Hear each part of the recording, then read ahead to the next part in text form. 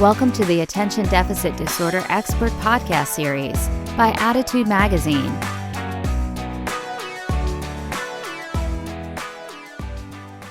Hello, my name is Annie Rogers, and on behalf of the Attitude team, I'm pleased to welcome you to today's ADHD Experts presentation titled ADHD Ages and Stages, Part 3, Common Challenges and Practical Strategies for Adults with ADHD.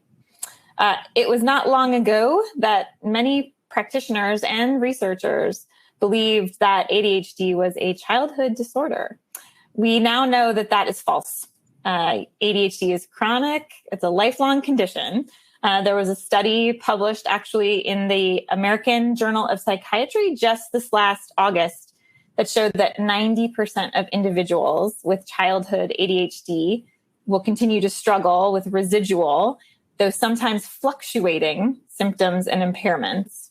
And that's a quote from the study. So that's precisely what we're here today to discuss. How do symptoms fluctuate and present in adulthood? What are some of the most common challenges faced in the realms of relationships, emotional dysregulation, career success, disorganization, feelings of shame? We'll be delving into all of that and discussing practical strategies for support with today's webinar expert, renowned ADHD expert, certified counselor and coach, Meg Leahy. Meg is a nationally certified counselor and board certified coach with special certifications in life, leadership, and career coaching. An educator, counselor, coach, author, and mentor for more than 20 years, Meg believes in providing the skills, understanding, and resources to really help people change their lives. She's the author of 2 editions of the book, Attention Deficit Hyperactivity Disorders Throughout the Lifespan, and has written numerous articles, blogs, webinars on ADHD and mental health issues. She's also worked closely with college students and adults as a clinical associate in the Adult ADHD Treatment and Research Program, which is in the Department of Psychiatry at the University of Pennsylvania. And she's a mentor in the Macy Undergraduate Leadership Fellows Panel at Drexel University. To learn more about Meg, we hope you will visit leahylearning.com. That's LeahyLearning.com. So before I hand the microphone over to Meg, I do have just a quick few housekeeping items. If you are tuned in to the live webinar, you may download the slides now by clicking on the Event Resources section of your webinar screen. And if you are interested in the Certificate of Attendance option, please just keep an eye on your email. You will receive instructions about an hour after we wrap up the live broadcast. If you are listening in replay or podcast mode, visit attitudemag.com and search for podcast 376 to access the slides, the webinar replay, certificate of attendance options. And if you support the work we're doing here at Attitude to strengthen the ADHD community, we encourage you to visit attitudemag.com/subscribe and sign up for Attitude Magazine for your family or to share with a teacher or loved one who could benefit from greater ADHD understanding. And finally, we do have a sponsor for today's webinar, and that is Accentrate 110. Accentrate 110 is a dietary supplement formulated to address the nutritional deficiencies known to be associated with ADHD. Accentrate 110 supports attention, memory, and focus for teens and adults over 110 pounds. You can learn more by visiting phoenixhealthscience.com. That's FENIX healthscience.com. Attitude thanks our sponsors for supporting our webinars. Sponsorship has no influence on speaker selection or webinar content. So without further ado, I'm so pleased to welcome Meg Leahy. Meg, thank you so much for joining us today and for leading this really vitally important discussion on ADHD in adults. Thank you, Annie. I am thrilled to be here for part 3. The first 2 parts of the ages and stages were really fun to present, and I've gotten lots of great feedback from people, so I'm excited to talk today about adults. So we're going to move right into it. There's a few things that I like to start each of the webinars with, and the first is this quote from Fitzgerald. It's the test of a first-rate intelligence is the ability to hold 2 opposed ideas in the mind at the same time and still retain the ability to function.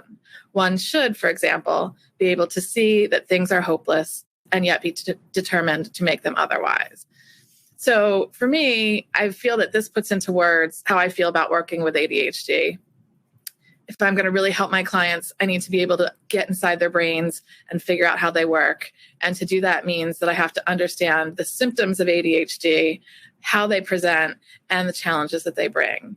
And it also means being tenacious enough to press on and to be able to work and meet my clients where they are so that they can use these strategies and resources that are out there. And often I design my own. So some of those things we're going to talk about today.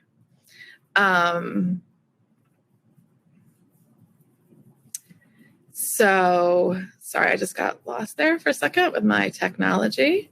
But the few things that I like to go over in every webinar are some basics.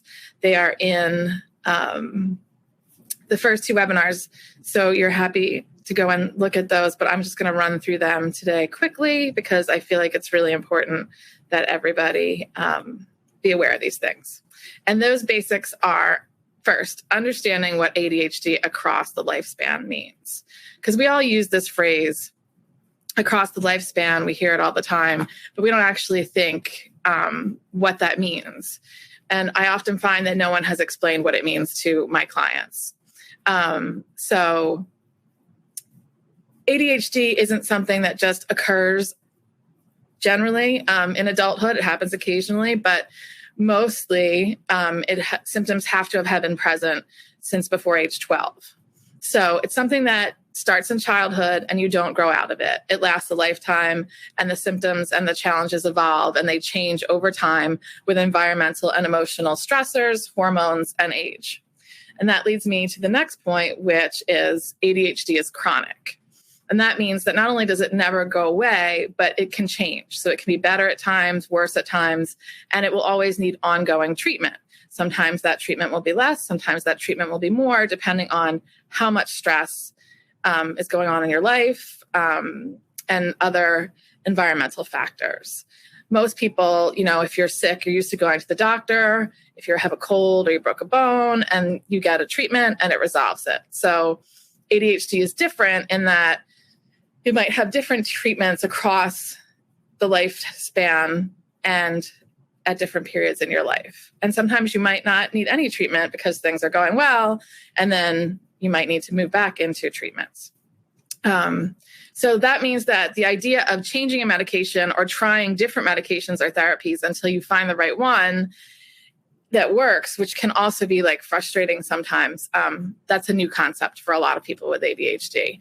And it's one that is really, I can't say enough how important it is to understand that, because often people get frustrated when the first medication doesn't work or doesn't make them feel well and they want to give up. But it's important to remember that with enough tweaking and enough experimentation, whether it's meds or whether it's therapy or whether it's coaching, try and hang in there because we want you to get the treatment that you need. The next point is what ADHD looks like in action. As I mentioned earlier, each person with ADHD has something unique going on inside and outside of their brains. Symptom lists are great. You see them everywhere. There's a great resource of lists on attitudemag.com. If you're interested, we're going to go through some of those today. And symptom lists are always neat and clean on paper.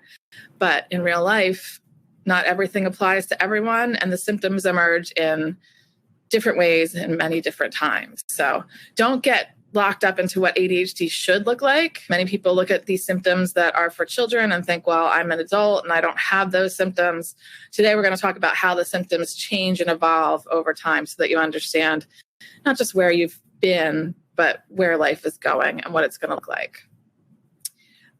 So the question that a lot of people have for me often is, does this mean a lifetime of support? And that sounds a little bit scary, but it doesn't have to be continuous support, and it doesn't have to be with just one person.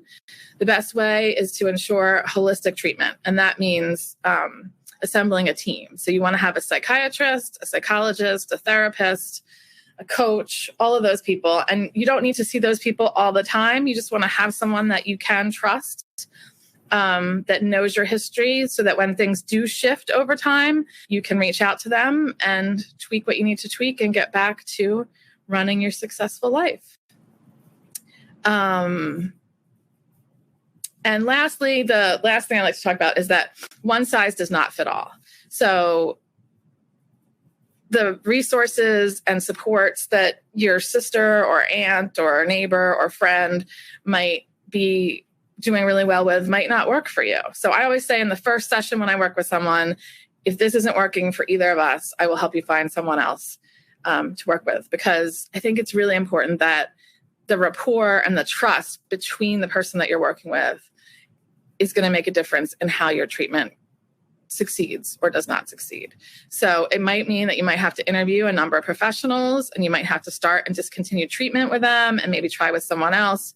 And again, it's like I talked about with the medications, it can get a little bit complicated and it can sometimes be exhausting, but it might be the third or fourth person that you get to who will help change your life. So don't give up, keep pressing forward, and you will get there. And again, all the great resources on attitude.mag, there's lots of ways to find the help that you need there. So those are just a few of the basics that I like to share, because I think it's important that we establish those first. And now let's get to what you came for, which is supporting adults with ADHD. So today we are going to look at the symptoms and challenges, the strategies, and treatments for adults with ADHD. And I could talk about this for weeks, but I have about 30 minutes left now. So I'm going to just break it down into these 3 sections, and we're going to move through them. And I would like to start with the symptoms in childhood, which you're not expecting, right? You thought, oh, I'm going to do adult symptoms. But this is what I said about where the lifespan issue comes in. ADHD starts in childhood, not adulthood, right? So in order to understand how you got here today, we're going to just go back for a minute and look forward so that we understand where we need to go next. So this is the ADHD symptom list for children from the Attitude Mag website. And just looking at that list right now can feel overwhelming, and it might remind you of things that you never thought of during childhood. All of a sudden, things like when you're looking through this list, you just want to take a minute right now. You can picture yourself doing some of those things, or picture the person that you love who has ADHD doing those things. And it brings up memories and also concerns about, what did that mean? Was it treated? Was it untreated? Did you not even recognize that it was ADHD? So if we run through the list, we have short attention span, especially for non-preferred tasks, hyperactivity, which may be physical, verbal, or emotional, impulsivity, which may manifest as recklessness, fidgeting or restlessness, disorganization and difficulty prioritizing tasks, poor time management and time blindness, frequent mood swings and emotional dysregulation, forgetfulness and poor working memory, trouble multitasking and executive dysfunction. We're going to talk about executive function, inability to control anger or frustration, trouble completing tasks and frequent procrastination, distractibility, and difficulty awaiting turn. And some of you are going to say, like, not all of those things apply to me now. Did I grow out of my ADHD? Some of them didn't apply to me then. Did I not have ADHD? And I think what's important to remember is that we keep moving forward, right? We want to examine what it looks like, not just in the greater scheme of people who are diagnosed with ADHD, it's not the whole big group, it's the individual. So suddenly, looking at ADHD across your own personal lifespan becomes very clear, and you see why it's important. Because ADHD is tricky. It doesn't affect everyone the same way or at the same time, and it'll change the way it affects you depending on all the factors in your day-to-day life. So let's look at the symptom list now for teens and young adults, which I have spoke to in my previous webinars. Here the symptoms shift a little bit, right? And if you think about how your life changed from childhood through adolescence, it suddenly makes sense. You have just, sorry. We're missing there we go.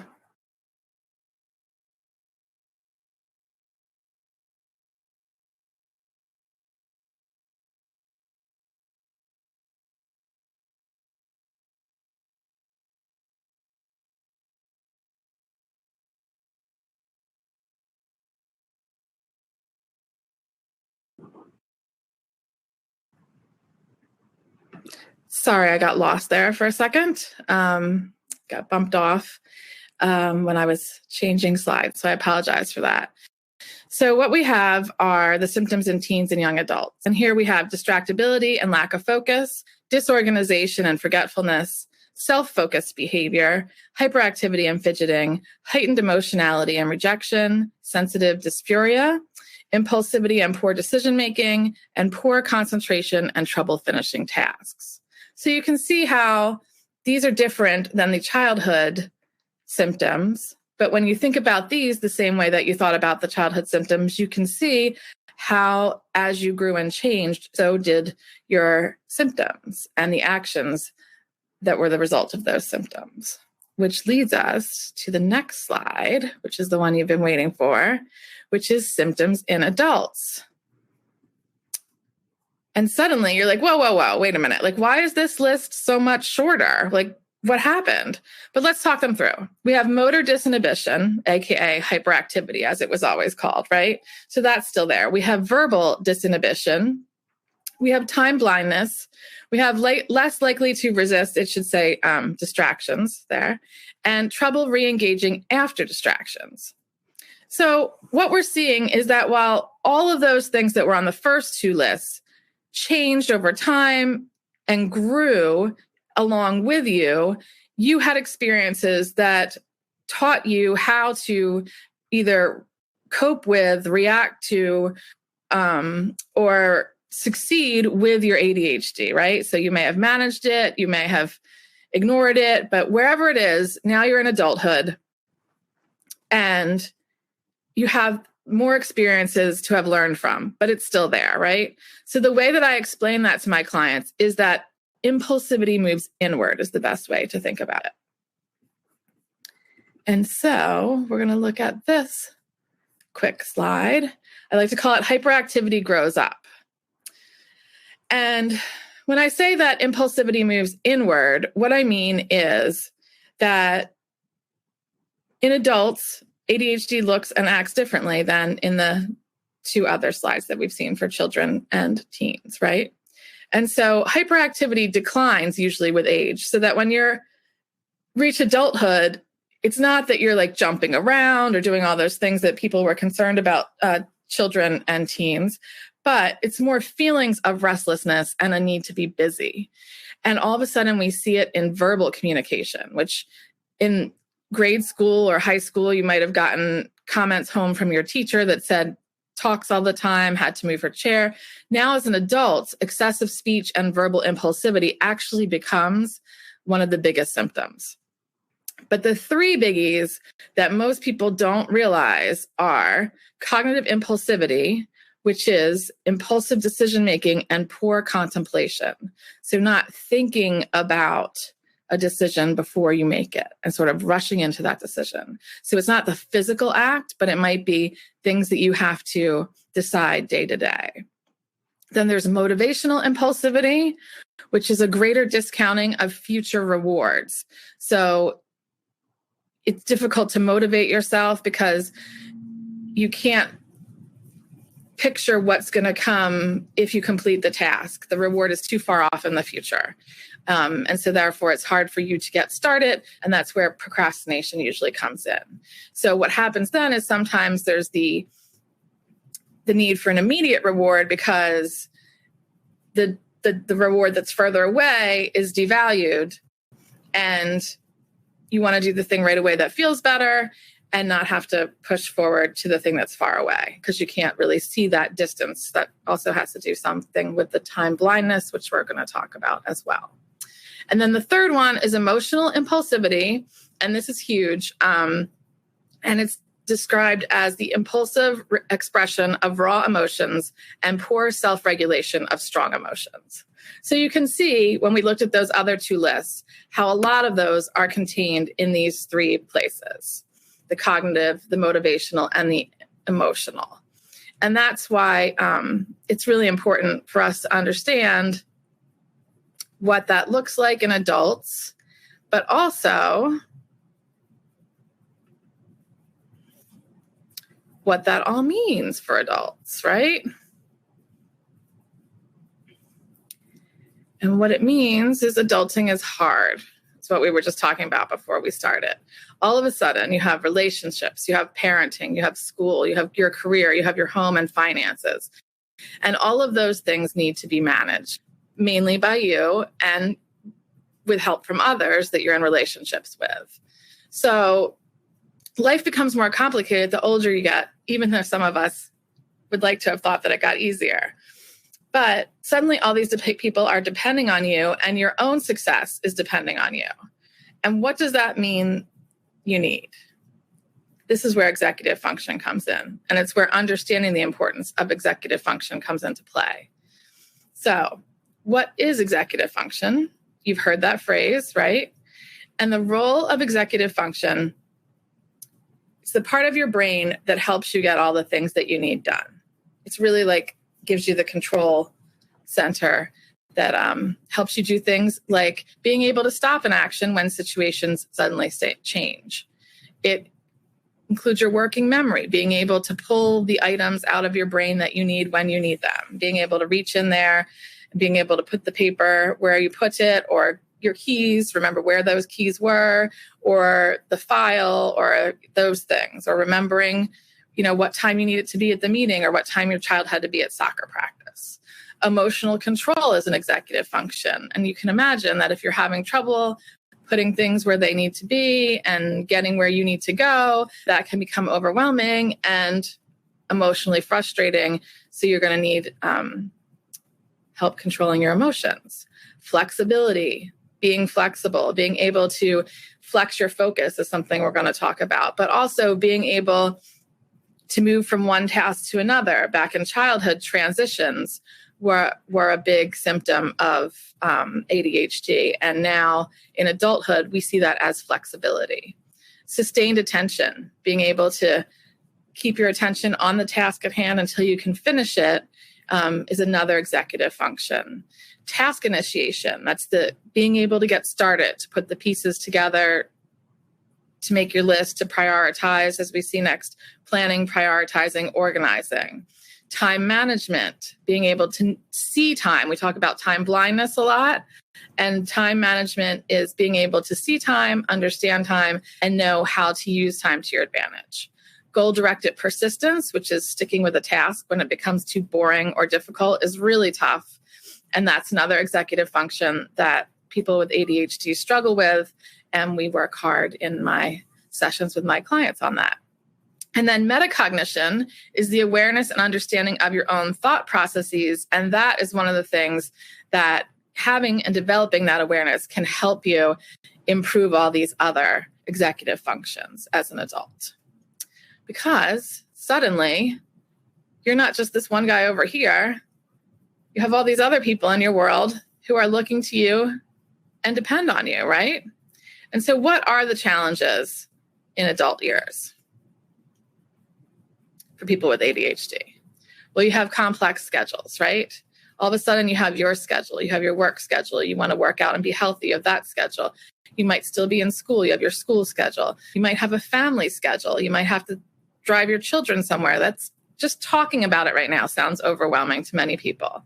And that all involves multiple transitions. So all of those schedules means that you have to be able to move from one thing to the next. That's that flexibility that we were talking about in executive function. Time management, understanding how much time really is existing in your world. Does 5 minutes feel like 5 minutes? Does 5 minutes feel like 3 hours? Getting a real good concept of how long it takes you to do some of the basic things is going to be able to help you understand more about the way that you work and the way that you can plan your day, which brings us to tracking, planning, and completing tasks. Because that can be more complicated too, because you're not just doing it for yourself now, you're doing it for other people that either you work with or you're in a relationship with or that you're responsible for. And again, the next thing that's going to bring along is a myriad of deadlines. You're going to have your own deadlines. And some of those deadlines are as simple as paying bills, but some are more complex, like work deadlines, deadlines for your children and forms and all sorts of things that you're going to have to manage, and you're going to have to know and be aware of what the time is involved to get those deadlines met and accomplished. Social interactions. We discuss a lot in my first two webinars, the importance of the social contract and understanding it. By the time you become an adult, you do know more about the social contract, and you are better able to regulate your emotions, but the social interactions at this point become more nuanced. And so sometimes it can be more difficult for adults with ADHD to maneuver the social network that they're involved in. Sleep hygiene is also a very big challenge for a lot of my clients, getting to sleep, falling asleep, staying asleep. I can't say enough about how important sleep is. So we're going to look at that. Driving, many people we found are driving later, and the distractibility involved and having to figure out now that you're also driving others and your children, it can become more complicated than just learning to drive when you were a teen and mastering the rules of the road. Now you've added on that. So as you can see, things are becoming more and more complicated, and sometimes this can become overwhelming.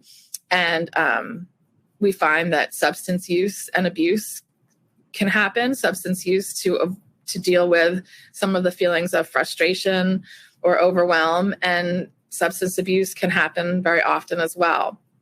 There's also the idea of sex and being present in the bedroom and making good, healthy sexual choices, which is a whole nother webinar that we could talk about, but that's important because a lot of people don't consider that can be a challenge. If you can't focus, if your mind is somewhere else, that's going to really be stressful for your partner and then in turn you as well. And if you're not making great sexual decisions because you're making them impulsively, it's going to be frustrating for you and your self-concept. So that's going to bring us to our next slide, which is just taking a minute to acknowledge how busy adulting is. And when you think of all those challenges that we just discussed, what that looks like, what that feels like, and what that means for you. Because all of a sudden, life is more complicated than it ever was. And we were just talking before the webinar about how, especially since COVID, life is more complicated in new and different ways. So I feel like people are struggling more than they were before, because at least in the past, we knew what the traditional way to struggle was, but now we're finding new things and we're all trying to work it out together. So how do we manage these challenges, right? And how are we going to manage the multitude of distractions? You're being responsible for everyone. Sometimes having the official schedule coordinator title in your house, right? Keeping track of things and controlling your emotions. Those are really big pieces of your life that need strategies and resources and time to be able to work on to improve them so that you are healthy and successful. And today, I have some of those strategies, and we are going to look at them. So here we go. The first strategy, I like to call it flex your focus, right? So we talked a little bit when I was running through all those symptoms about how hard it is to sustain focus, right? And now you have so many more things to distract you all around you all the time.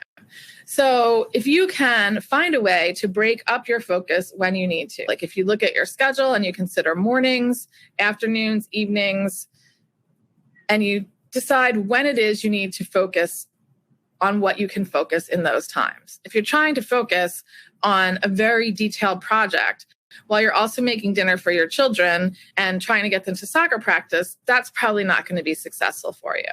But if you can get up a few hours early or stay up a few hours later, you have some quiet time, and then you know that that's the place where you're going to be able to focus on those things.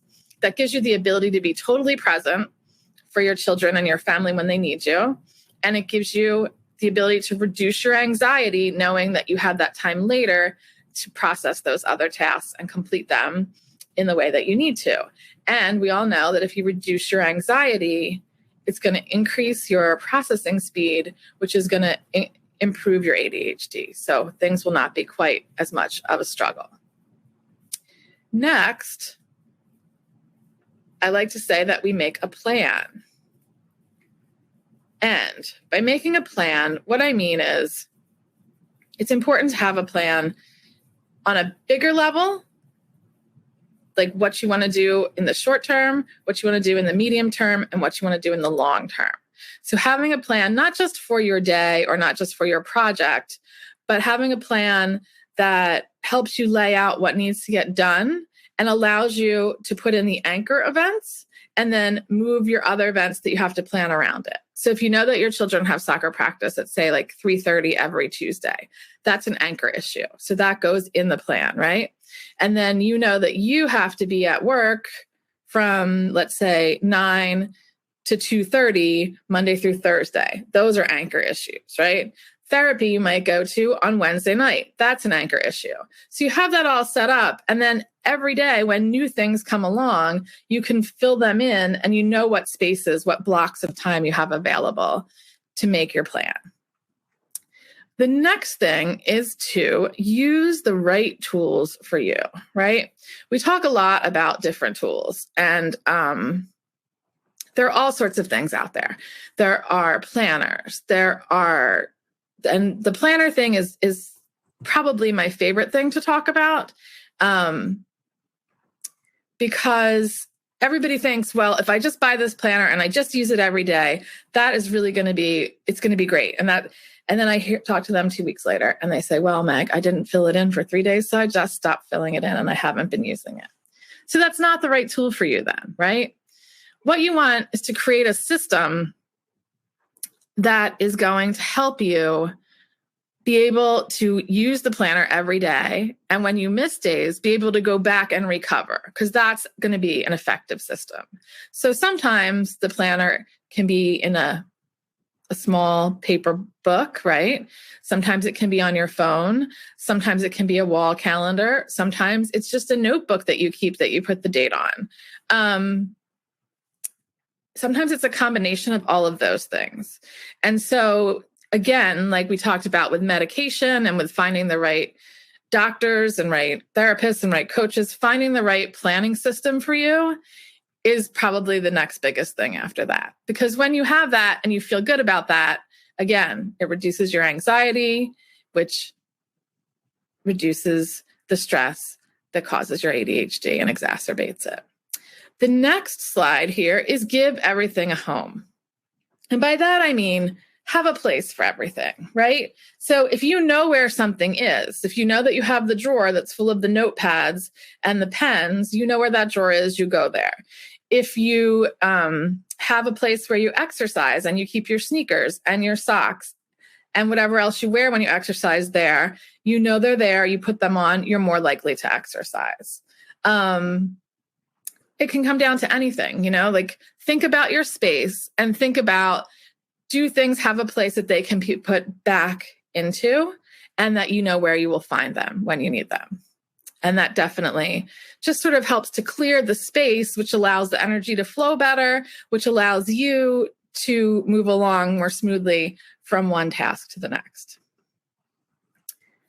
The next thing that I like to talk about is to use your words. What I find often is that when we talk about emotional dysregulation, right, and practicing self-regulation, there's a lot of things inside your head. When you're an ADHD adult, so many things are inside your head and they can build up and you can perseverate on them. And so being able to use your words in a way that is helpful to you and the people around you is really, really important. So giving yourself time, maybe practicing meditation, and then if you practice meditation, knowing when to apply that meditation. So if you are in a heated situation, to take a minute and to bring yourself back into that space of meditation so that you can find the words that you need to speak for yourself. Because very often adults with ADHD are people pleasers. And we will find that sometimes they'll just agree to go along until things escalate out of control and explode. So using your words early on and working with the coach often will be helpful to help you find the right words and how to use them.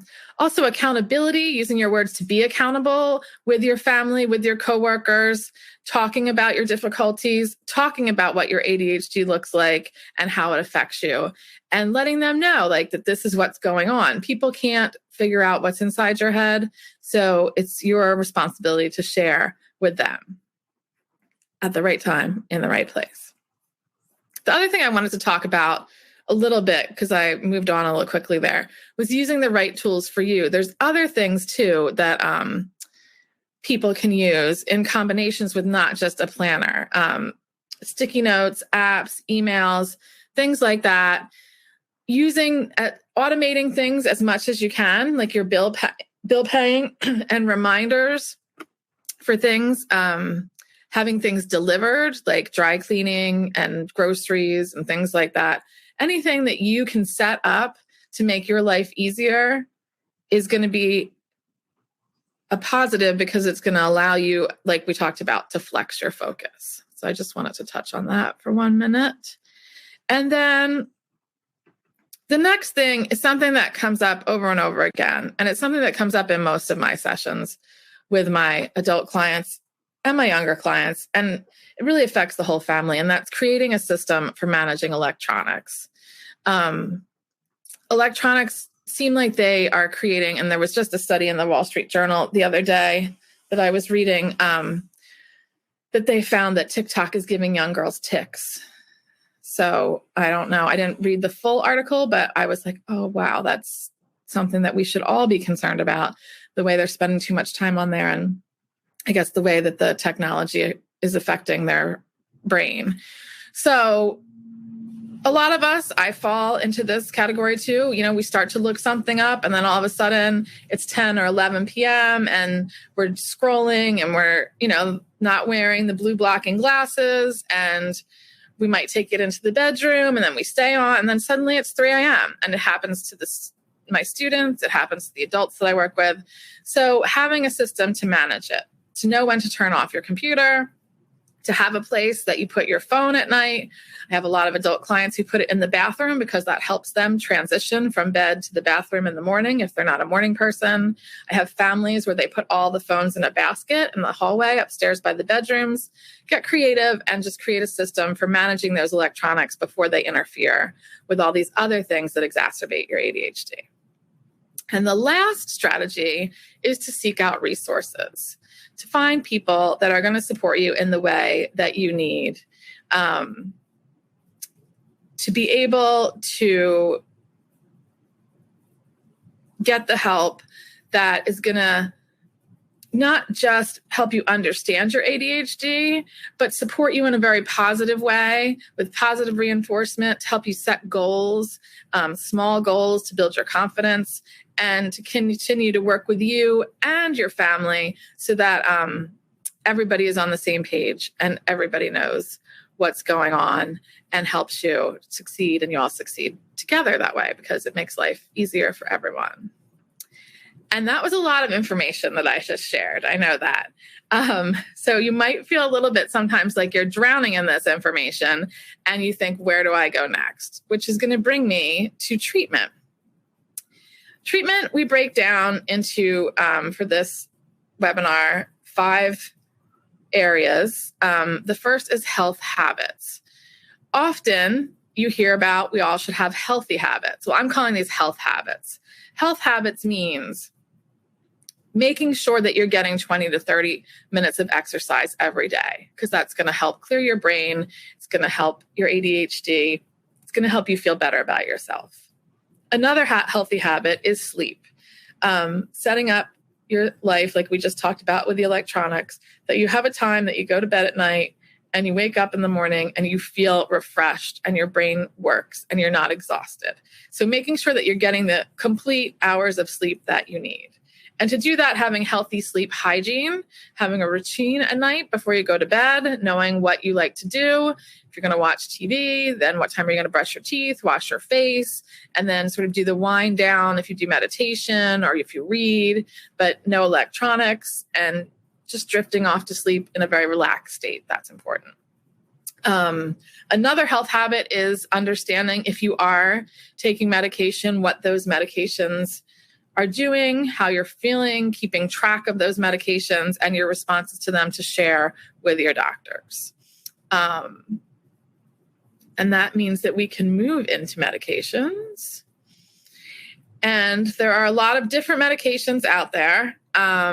Stimulants are ones that are generally recommended, but there are others. And medication is not always for everyone. I know that. And it might not be for you at a certain point in your life, but it never hurts to go back and revisit it if you get to a point where you might need it.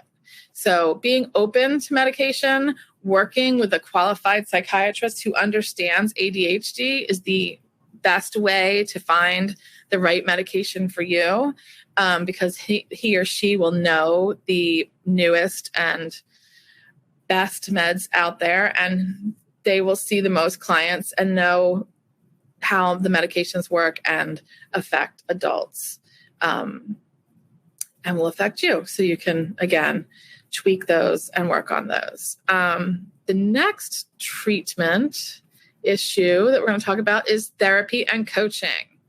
They are 2 separate things. In therapy, you are working with someone who has been trained to provide therapy, and they can give advice and can help guide you to where you want to be. Coaching, coaches have also been trained, and they are trained to help you find the answers within yourself to motivate and move you forward, and they support you along the way.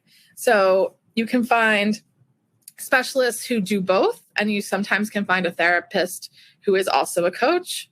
And so it just depends on where you are and what your needs are when you're looking for that treatment. So understanding the differences, and you might work with both of those people at different times in your life. The next thing I want to talk about is pills and skills, which is when we talked about medication. Medication alone is not going to solve your ADHD. You can take the ADHD meds, and if they're working perfectly for you, it just means that you're going to be able to focus on whatever you put yourself in front of. So if you sit down in front of Netflix, you might watch like 8 seasons of whatever you choose. Squid Games, I think, is the big one right now. So you need to know what are the things that when I take my meds, I am going to need to focus on. So gaining those skills, the organization skills, the time management, the dealing with the time blindness, the talking about your emotions. And in those situations, now that the pills, the medications give you clarity, you'll be better able to apply the skills that you learn. And last but not least, we're going to talk about accommodations.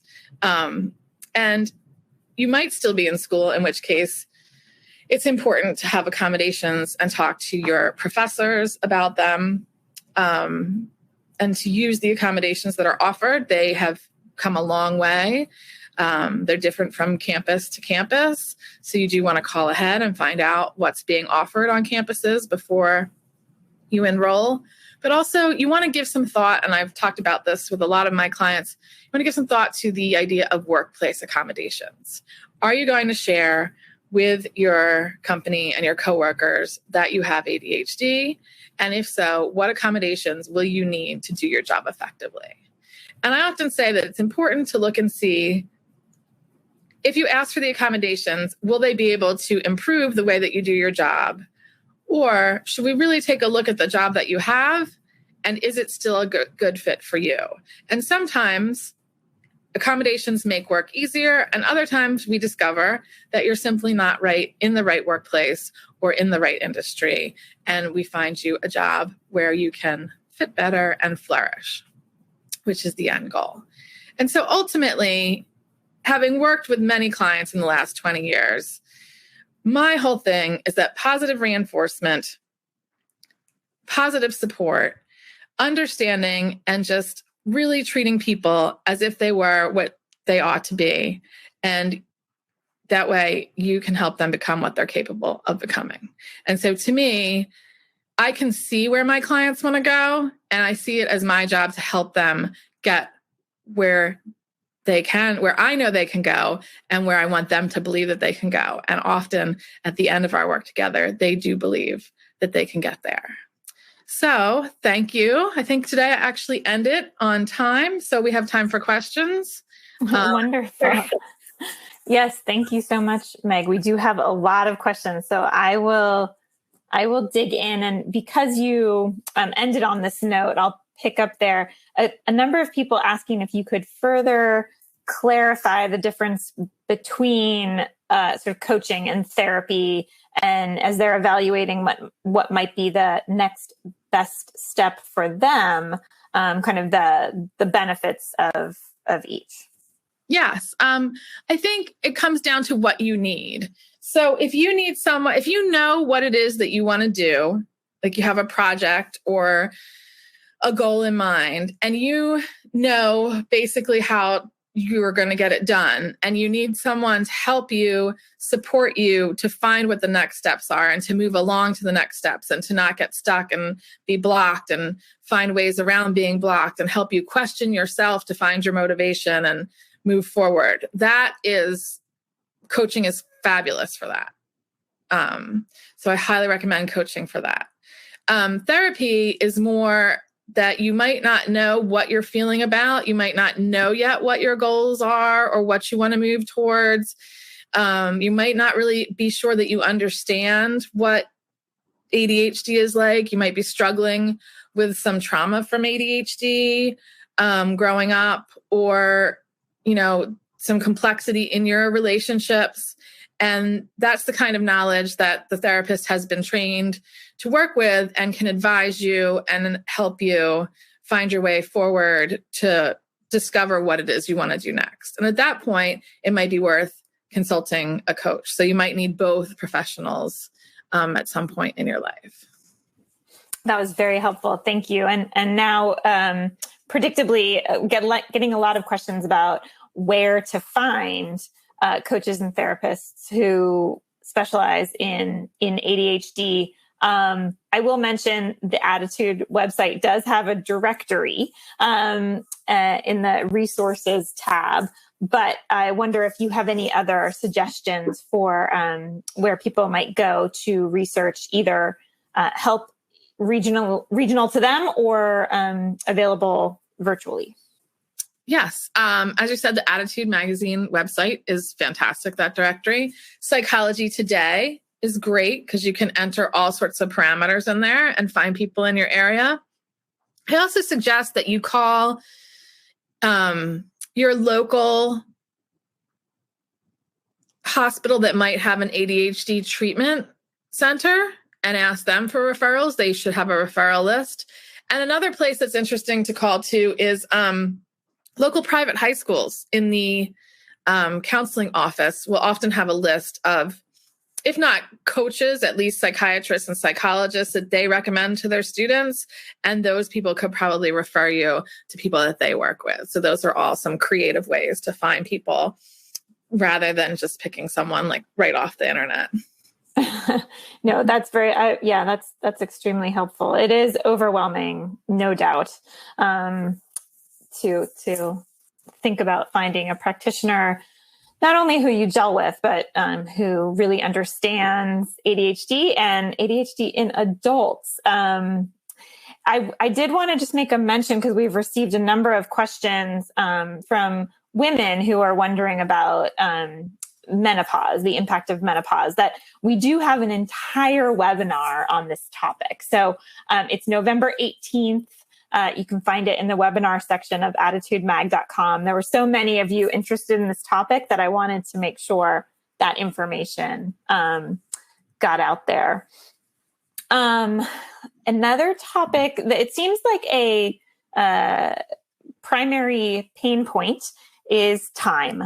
So a number of people asking if you have some specific suggestions to help them with task initiation / procrastination. So not knowing where to start, and also maybe knowing where to start, but not quite being able to take that first step.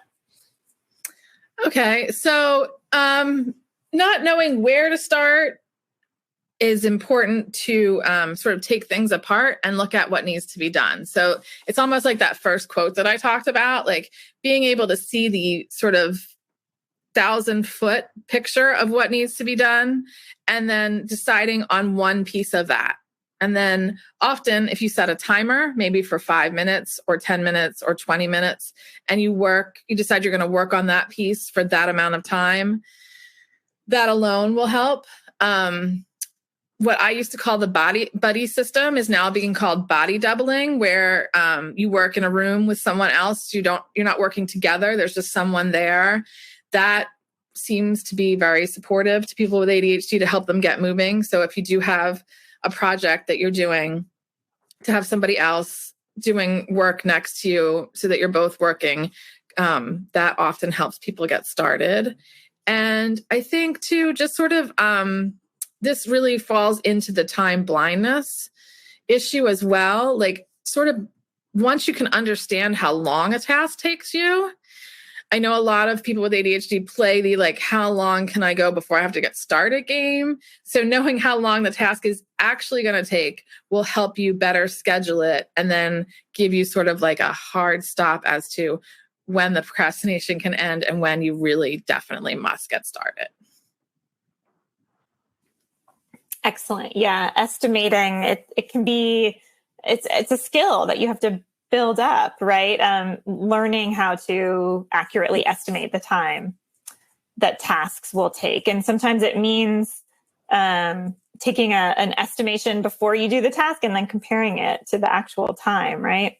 Absolutely. Yeah. And a lot of my clients get stuck in the bathroom often, like in the shower, or they have their phone in there, or they're reading something. So I think on my website, I even have it. There's a link to a waterproof alarm clock that you can put in the shower, and you can time yourself so that you know what time it is, how long you've been in there, and knowing what time you have to get to work.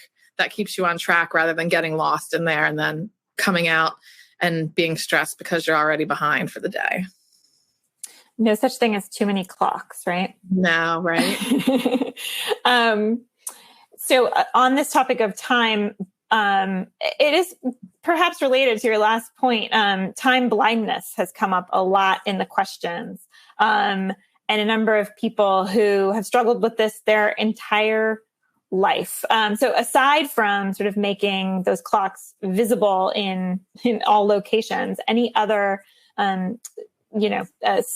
hands-on tips that they can put into motion? Yeah, the time blindness is really tricky because it's one thing when you're a teen or a young adult and you're single, right?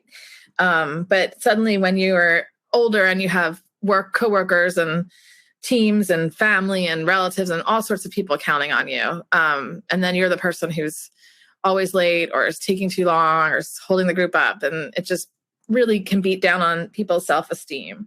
So, like we just said, lots of clocks, but also this goes back to the planning piece. If you have the right scheduling system and you work with someone to put together one that works for you, you're going to get the appropriate reminders. You're going to give yourself enough time to get the task done. And it takes a lot of work. It really does. But it is doable. Wearing a watch all the time with the reminders, the Apple Watch is fantastic. Having the reminders come up on your computer screen, just all sorts of outside cues that will help you. One other thing that I do like to mention is that sometimes people will set reminders and then they go reminder blind, I like to call it, where they just start to block out the reminders. And in that case, it's time to switch up something that your brain and your sensory system is going to notice and get your attention. Very helpful.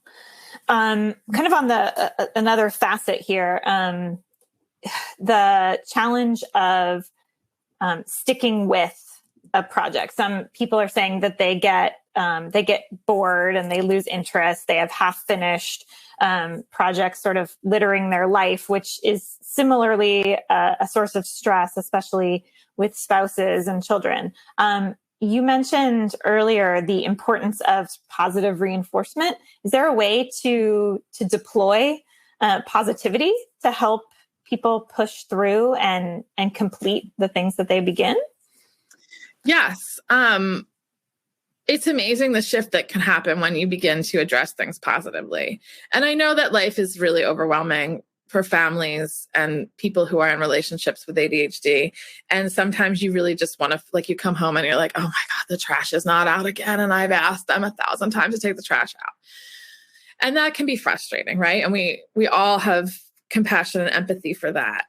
But what you want to do, if you can, is to harness that and hold that back and start to praise and compliment the times that they do take the trash out. Because the more positive feedback they get about taking the trash out, they're going to want to do it again because they're going to want more of that feedback. Anything that you look at, if you think about the thing that you want to say that is going to be probably the negative thing, like, why didn't you do that? Why couldn't you do this? I can't believe this didn't happen again. Instead, if you can sort of flip that in your head, when you see them doing the thing that you wanted them to do, just fill it with praise. Not, over the top, but just I'm really impressed. I'm glad that you could get that done. I know that you had a rough day and I know that you still managed to get the trash out there and I really appreciate it. Way to go. Small things like that, because that's what they need. They already feel badly enough about themselves that they probably didn't get enough things done in their day. And then they come home and they forget the trash. And then it's like, oh, one more thing. So that's where the shame spiral comes in. And it's the positive reinforcement that can help avoid the shame spiral. That's so important. We do hear that we've asked the Attitude audience before, what's the number one thing that you would like your loved ones to know? We asked this of adults with ADHD, and it's that I'm trying. I think that gets lost sometimes, and it's so important for people to feel that their efforts are recognized. I think that was the part. I know today there was, we just touched on things, but the part where I spoke about using your words is that often, ADHD is not something that you see. No one's wearing a brace or a cast, and it's not like you can't climb up the steps and someone can come behind you and they know that they need to help you. People don't often know what you're struggling with. And so if you can use your words to explain what's going on in your brain, someone without ADHD does not often understand how your brain works. So when you share those things, it really creates an understanding that allows that person to want to work with you and meet you where you are to move forward. And this was a question that came up quite a bit as well. A number of people, it always breaks my heart to hear it, but who are encountering ADHD doubters. Not just that, but people who really discount their experience as an adult with ADHD. A lot of those myths and misperceptions about it being a childhood disorder for hyperactive little boys still exist today. Do you have any suggestions for language that people might use to help in a positive way to explain that their challenges are in fact real and neurological and not intentional? Yes. I think obviously the very first one would be to direct them to attitudemag.com, which I do often with families of clients who have ADHD, who might not understand what's going on with them. The other thing, which I've talked about in a number of my webinars, and I talked about it in a podcast that I just did this weekend that is going to be released tomorrow, is that people don't understand that ADHD is not just distraction. It's the way that your brain works. And so explaining to them, and I've used this before, but explaining to them that your brain, if you have ADHD, has a high amount of intelligence in the amount of information it can hold, right? So you can hold tons of information in there. The problem is the rate at which you can process that information is much slower, right? And that's where the disconnect happens. So the way I describe it to people is you open up your computer, you have 15, 20 tabs open, right? You're trying to do a million things in there. You've got everything that you're working on, all different ideas. And all of a sudden, the computer can't keep up with it. And you get that color wheel of death because it can't process it, right? So those tabs are your brain. The processing speed is your processing speed. And that color wheel of death is ADHD. Because what happens when that comes up on the computer? Everything stops. You either get distracted and you look around and you go do something else, or you get frustrated and you like try and figure out what's going on with your computer, or you go downstairs and maybe yell at someone. And when you put it into that perspective for someone who lives with someone who has ADHD, they go, oh, I can see now. That's a visual interpretation. I get it. So feel free to borrow that. Feel free to share that. It really seems to be the most helpful way to help others understand what is just going on inside the head of someone with ADHD. I love that. We have so many visual thinkers. I think that one will be an aha for a lot. So sadly, we are at time a little bit over. So we will have to conclude our conversation today. But Meg, thank you so much for joining us today. I maybe don't even want to tell you that we received more than 350 questions. So wow, there's a lot of need. And I hope that we were able to at least make a step in the right direction for people. And I know that with your help, a lot of people are leaving with some new ideas and a lot more understanding. Yes, so thank you so much. Oh, you're so welcome. And I'm always happy to answer questions if anybody has any. You have my information, and I'm just thrilled to have been here today to be able to share with all of you. Well, thank you. Yes, you can find the information about Meg's website in the slides. And a number of people asked about how to find out about other Attitude webinars and articles. I would recommend going to attitudemag.com/newsletters. And we actually have an email alert that you can get telling you about upcoming webinars on all kinds of topics. And there are a number of really great ones coming up for adults with ADHD. If you are listening in replay or podcast mode, visit attitudemag.com and search for podcast 376 to access the slides, the webinar replay, certificate of attendance options. And if you support the work we're doing here at Attitude to strengthen the ADHD community, we encourage you to visit attitudemag.com/subscribe and sign up for Attitude Magazine for your family or to share with a teacher or loved one who could benefit from greater ADHD understanding. For today, we'll conclude. And Meg, thank you again so much for your time and expertise. Thank you. Have a good one. Thanks. For more Attitude podcasts and information on living well with attention deficit, visit attitudemag.com. That's ADDITUDEMAG.com. That's ADDITUDEMAG.com. That's ADDITUDEMAG.com.